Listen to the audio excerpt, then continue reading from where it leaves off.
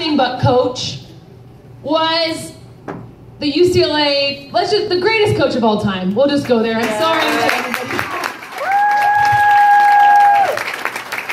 She's the most winningest coach in all of softball.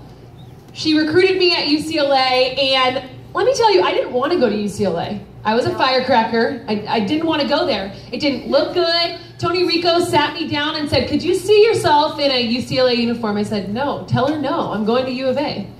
He said, can you please, I know. He said, can you please have her come in home because I don't want to blow the connection with the firecrackers. All right, Tony, I'll do it for the firecrackers. She comes in home. This is way back. Recruiting used to be fun. Yes. Recruiting used to be awesome. You finished Colorado, you were out, you got done, who was waiting for me? And there was the line, right? If you didn't have a line, you just go to the car as quickly as you could. And if you had the line, it was awesome. You went one coach to the next. They introduced themselves. It was awesome. I spent the whole next week on the phone interviewing coaches. My dad made me a little notebook, and I charted them like 1 through 10 for weather, playing times. I just sat there on the phone. It was perfect for me. I got to talk all day long to these coaches, right? Then you invited coaches in home. You invited them to come have dinner with your family, and you talked to them, and then from there you decided where you would take your 5 official visits. Awesome. It needs to go back to that. Who's going to lead the charge? Because that was incredible. Okay, so I had Oklahoma. I had Patty Gasso at my house the night before, or actually at my grandma's house. Our house was flooded. Patty Gasso before, I think that Washington came in. I had a coach a day for a whole week.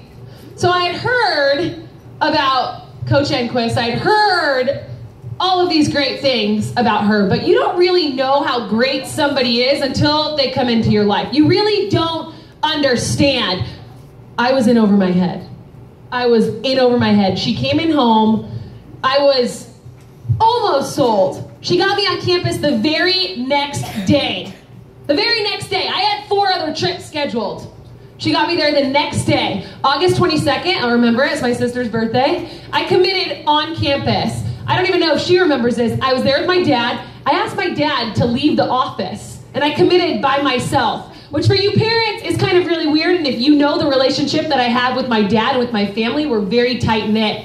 I asked him to leave. I remember sitting in the office, and her window, you could see the outfield fence. And my dad, oh my God, I might cry. I'm not a really emotional person. My dad is walking it wasn't a warning track yet because she had that made right before they announced regional seedings my freshman year. Do you remember that? I'm like, why is there a warning track being built? Because you'll probably get to host regionals, so you get more points, okay? My dad's walking the outfield fence, and I remember looking at him and looking back at Coach, and Kira Girl was in the other room, Emily Zaplatosh. These are names you probably don't know. You should Google, you should know them. And I committed to UCLA. I went, it was home, it was right. And she asked, why did you ask your dad to leave? And I remember saying, my dad's not coming to college with me. I'm gonna be here by myself. My parents have given me the skills, have provided me with the opportunities to go to college, but I felt like that was something that I wanted to do on my own. And that, as a 17-year-old, was the highest form of respect that I could give to somebody else to feel comfortable to put my life in their hands for 4 to 5 years. I got to play for her for 2 years, and I can't tell you that I loved her the entire time. When we had to run for 2 hours straight because someone wore black socks that you couldn't see, I didn't love her at that time. When she taught me all of the lessons the hard way, there was not one lesson that I learned the easy way from this woman. But she gave everything she had to us 18 girls every single day in and day out. There is nobody more passionate. There is nobody who gives so much of herself to others. I remember my senior year, and I'm at the Women in Sports Conference as a senior, committed to UCLA, and Coach is speaking, and I'm in the front row thinking, oh shit, this is my, sorry. Oh, this is gonna be my college coach.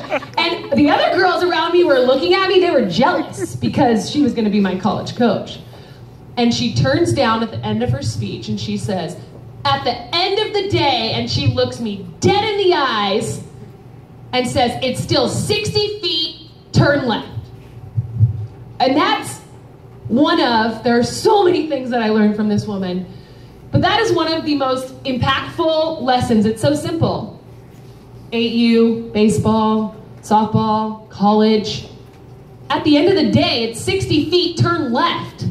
It's as simple as that. So for as many memories, for as much respect as I have for this woman, I'm grateful. I am so grateful and thankful. Not that she was my coach, not that she got me to commit to UCLA a day after I told her I'd never go there, but because she's my friend and because she will forever be a part of my life. So you guys are incredibly lucky to get to listen to her tonight.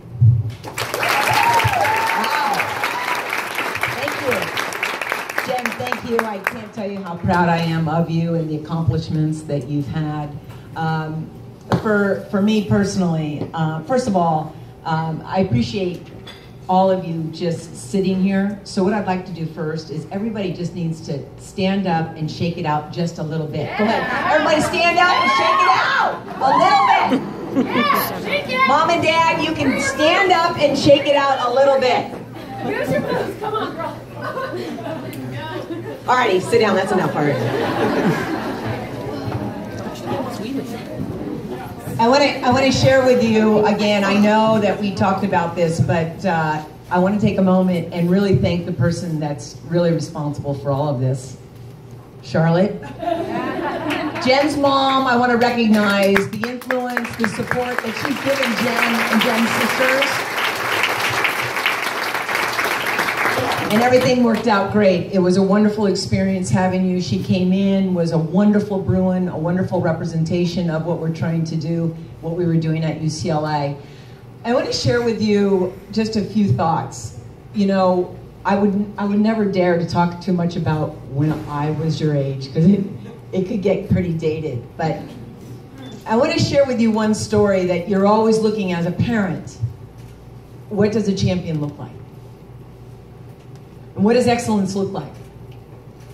And you're so fortunate to be in a room where you have seen the end result. Jen has brought together the best of the best in the game. It is an honor.